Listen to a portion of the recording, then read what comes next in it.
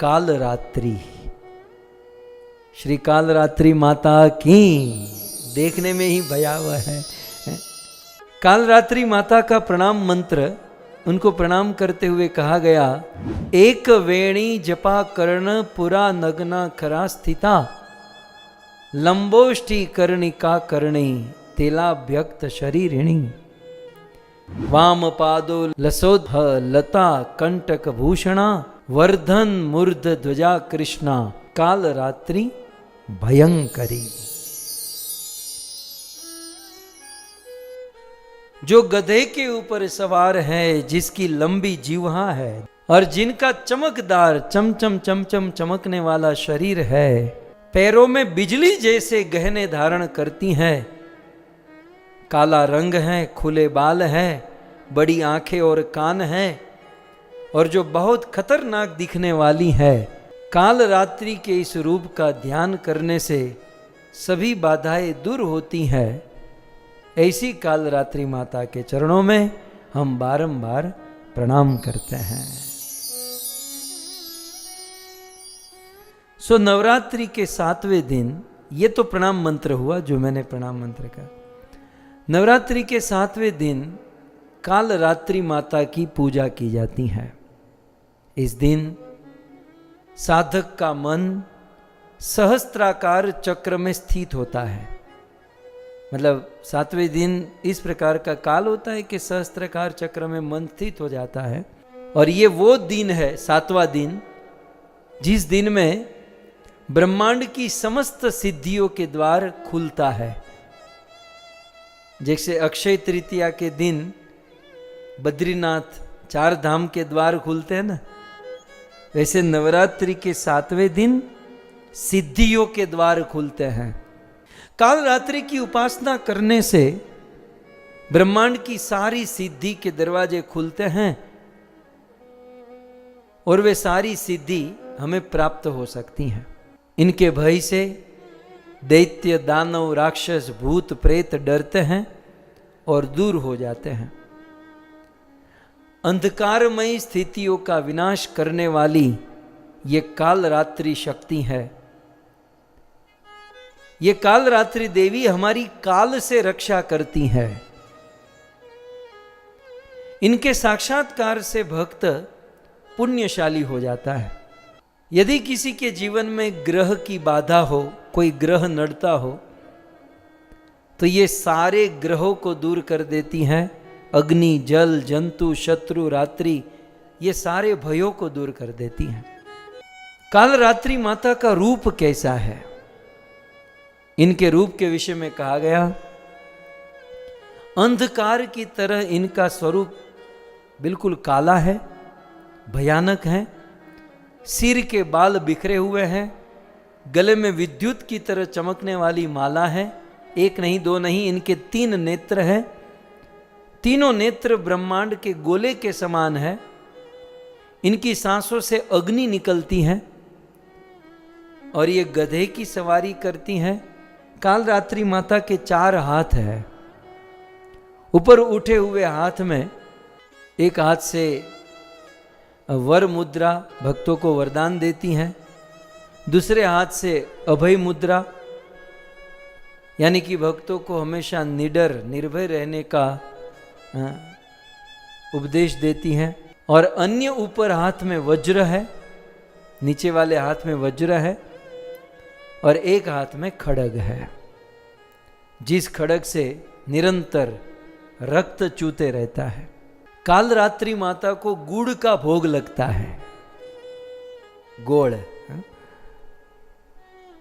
और ये कालरात्रि माता शोक से मुक्त करती हैं और हमारे जीवन में एक्सीडेंटल जो प्रॉब्लम होती है ना, आकस्मिक संकट, तो एक्सीडेंटल प्रॉब्लम से ये हमें मुक्त करती हैं।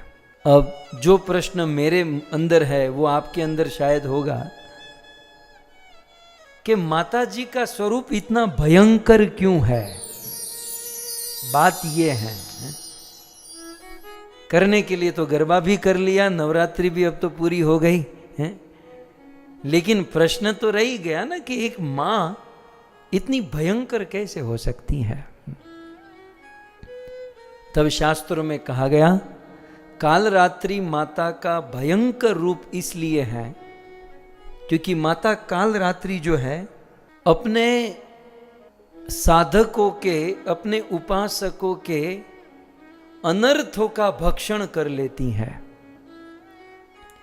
हमारे अंदर कोई दोष है, उस दोष को निकाल देना अलग चीज है। हमारे अंदर के दोषों को निकाल दिया, निकाल कर डालेंगे कहां मुझे बताइए?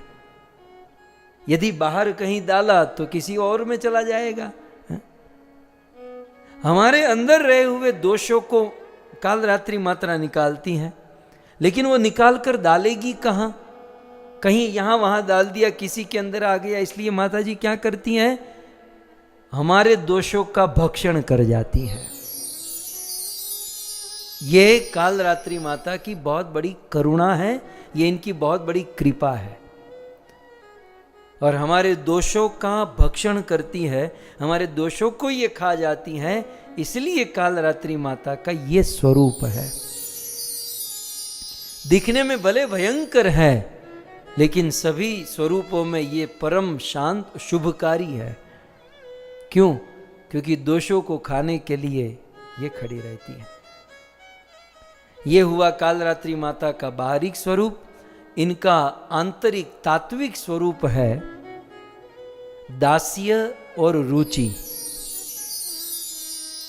जैसे नवरात्रि के 7वें दिन कालरात्रि माता की पूजा होती है, तो नवधा भक्ति में 7वीं भक्ति दास्य भक्ति है और कालरात्रि माता हमें दास्य बनाती है, दास्य भक्ति सिखाती हैं, दास्य भक्ति को प्रतिपादित करती हैं और साथ ही साथ रुचि को प्रतिपादित करती हैं। दास्य भक्ति के लक्षण क्या है? क्योंकि कई सारे लोग दीक्षा ले चुके हैं और दीक्षा लेकर लाल गोविंद दास, बलभद्र दास, दास दास दास, कमनीय कृष्ण दास बन चुके हैं। तो जानिए दास का लक्षण क्या होता है। दास का लक्षण बताते हुए हमारे शास्त्र में कहा गया, जन्मांतर सहस्त्रेषु यस्य स्यात् मति रति दृशि दासो अहम वसुदेवस्य सर्वान लोकान समुद्धर्येत। जन्मांतर सहस्त्रेषु, सहस्त्रेषु माने हजारों हजारों जन्म लेने के बाद, यस्य मतिर किसी की इस प्रकार की मति हो जाए, ये एक जन्म में नहीं होती। सहस्त्रेषु जन्मांतर, सहस्त्र सहस्त्र जन्म लेने के पश्चात ईदृशी, इस प्रकार की मति। कैसी मति? दासो अहम वासुदेवस्य, कि मैं वासुदेव कृष्ण का दास हूं, ऐसी मति हजारों हजारों जन्म के बाद प्राप्त होती है। और यदि ऐसी मति हजारों जन्म के बाद भी मिल जाए तो सौभाग्य समझिए, नहीं तो गधे कुत्ते तो बनना ही है। लेकिन जब ऐसी मति हो जाती है तो सर्वान लोकान सम उद्धर्येत, सभी लोकों से हमारा उद्धार हो जाता है। इस प्रकार से श्री कालरात्रि माता दास्य को प्रतिपादित करती हैं।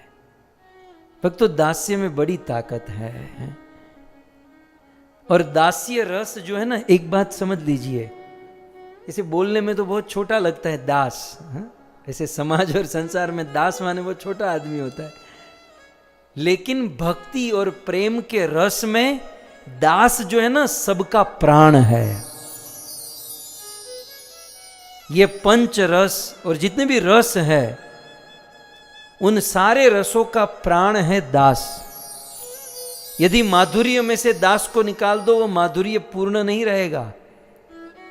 साख्य में से, वात्सल्य में से, शांत में से, सब में से दास निकाल दो तो रस पूर्ण नहीं माना जाएगा।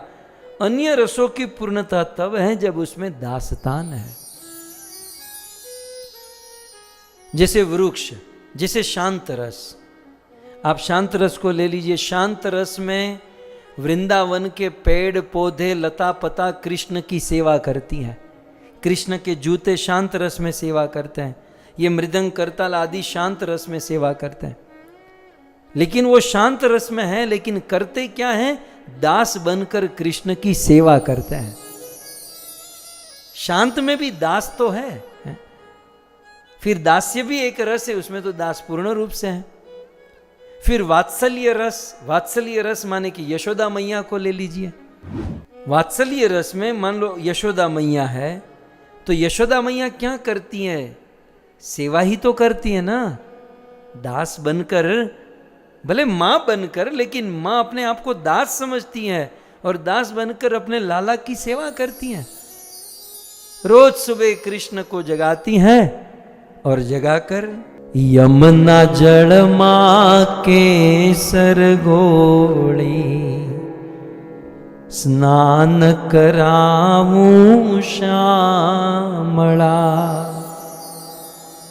यमुना जल मां के सरगोड़ी अने स्नान कराऊं श्यामला। हलके हाथे अंगो चोड़ी लाड लडाऊं श्यामला। हलके हाथे अंगो चोड़ी लाड लडाऊं श्यामला।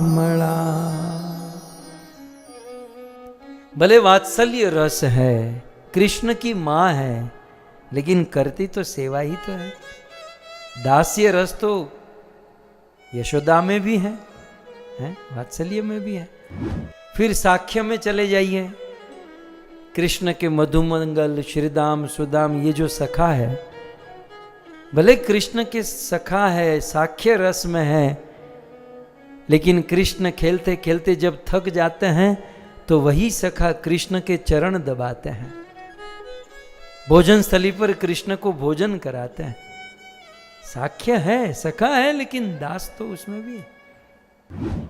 माधुर्य में चले जाइए, गोपियां, श्रीमती राधा रानी माधुर्य रस में है, लेकिन माधुर्य रस में भी करती तो सेवा ही है। कुल मिलाकर दास्य ये रसों का प्राण है और काल रात्रि माता दास्य भक्ति को प्रतिपादित करती है। दूसरे शब्दों में हमें ऐसी दास्तान करनी चाहिए, ऐसी दास्तान करनी मतलब भगवान की ऐसी सेवा करनी चाहिए, ऐसी सेवा करनी चाहिए कि हम घोड़े के ऊपर बैठे हैं कि गधे के ऊपर, यह भी पता नहीं रहना चाहिए। ये काल रात्रि मात्रा हमको ये सिखाती है। दास्य, हमें दास कैसे बनना चाहिए? पता भी न रहे कि आप घोड़े पर बैठे हो, गधे पर बैठे हो। हमें दास बनकर ऐसी सेवा करनी चाहिए कि आपके बाल बिखर गए हैं, आपके कपड़े कैसे हैं, देह गेह का कोई भान न रहे, केवल अपने स्वामी, अपने मालिक की सेवा, यही उद्देश्य होना चाहिए। ये स्वरूप है श्री काल रात्रि माता का, ये तात्विक स्वरूप है। जिसको 5-5 मिनट में मिरर में देखने की आदत है, अपने बाल को ठीक करने की आदत है, 5-5 मिनट में मेकअप करने की आदत है, उसको दास नहीं बनना चाहिए। वो दास बनने के लायक ही नहीं है।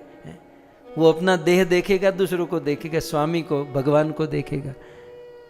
तो काल रात्रि माता अपने स्वरूप से, तात्विक रूप से हमें ये बताना चाहती हैं कि ऐसे दास बनो कि अपने देह गेह की कोई परवाह ना करो।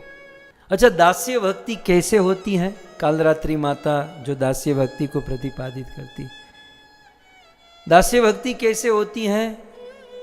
मन को भगवान में लगाना, भगवान के स्मरण में लगाना। सवे मनः कृष्ण पदार विंदयो वांचांसी वैकुंठ गुणानुवर्णने। दास्ता कैसे होनी चाहिए? अपनी वाणी भगवान के गुणगान में लगाए। यह है दास का धर्म। मन भगवान के चरणों में, वाणी कृष्ण के गुणगान में।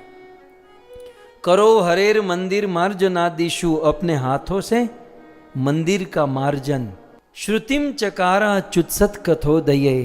दास का कर्तव्य क्या है? अपने अपने कान भगवान की कथा सुनने में लगाए, अपनी जीवा भगवान का उच्चिष्ट प्रसाद खाने में लगाए, अपना पूरा शरीर भगवत सेवा में न्यौछावर करें। दास्य भक्ति के आइडल कौन है? दास्य भक्ति के आचार्य श्री हनुमान जी महाराज हैं। दास कैसा होता है और दास बनकर कैसे रहना चाहिए, आप हनुमान जी महाराज को देखिए, हनुमान जी की कथा सुनिए। ये सारी बात आप सब लोग जानते हैं, लेकिन एक बहुत अच्छा प्रश्न है कि भाई दास भाव लाने के लिए क्या करना चाहिए? चलो ये तो समझ में आ गया, दास बनना है। और फिर वो वृत्रासुर अहम हरे तो पादेक मूलम दासानुदासो, केवल लिखना ही नहीं है, केवल बोलना ही नहीं, वो भाव कैसे आए हमारे दिलो दिमाग में, वो विचार, वो भाव, वो क्रिया कैसे होगी? कोई दुकान में तो मिलती नहीं है, अमेज़न में ऑर्डर तो कर नहीं सकते। ये दास्य भाव लाने के लिए क्या करना चाहिए? तो श्रीमद् भागवत 6वां स्कंद 5वां अध्याय और 16वां श्लोक, दास्य भक्ति कैसे प्राप्त होती है, कहते हैं, यन्नाम श्रुति मात्रेण पुमान् भवति निर्मलः तस्य तीर्थपदः किं वा तस्य तीर्थपदं किं वा दासानामवशिष्यते दासानाम अवशिष्यते।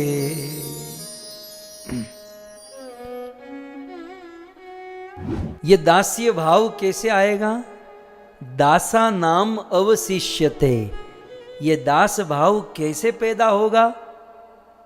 तो श्लोक के प्रारंभ में कहते हैं, यत नाम श्रुति मात्रेण, केवल एक और एक ही उपाय है, यत नाम भगवस्य भगवतस्य नाम कृष्णस्य नाम श्रुति मात्रेण, भगवान के नाम का जाप करके, कृष्ण नाम का जाप और कृष्ण नाम का श्रवण करके हृदय पवित्र होगा और उस पवित्र हृदय में भगवान के प्रति दास भावना प्रकट होगी। कभी कभार गुरुदेव के मुख से दास टाइटल तो मिल जाता है, लेकिन दास भाव कैसे आएगा? यत नाम श्रुति मात्र भगवान का नाम लेने से ही दास भाव आ सकता है। सो इस प्रकार से कालरात्रि माता दास भाव को पुष्ट करती हैं। और साथ ही साथ श्री कालरात्रि माता में दूसरा तत्व है रुचि। जैसे नवरात्रि के 7वें दिन कालरात्रि माता की पूजा होती है और प्रेम प्राप्ति का 7वां सोपान है रुचि। हमारी सारी आसक्ति को कालरात्रि माता खा जाती है।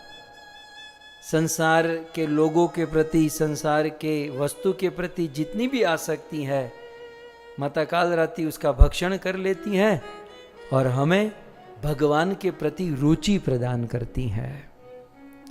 प्रेम प्राप्ति का ये रुचि जो है, रुचि एक स्टेज है, रुचि एक स्तर है, एक अवस्था है, भगवान के प्रति रुचि हो जाना। तो ये 7वीं अवस्था है जो कालरात्रि माता के कृपा से प्राप्त हो सकती है।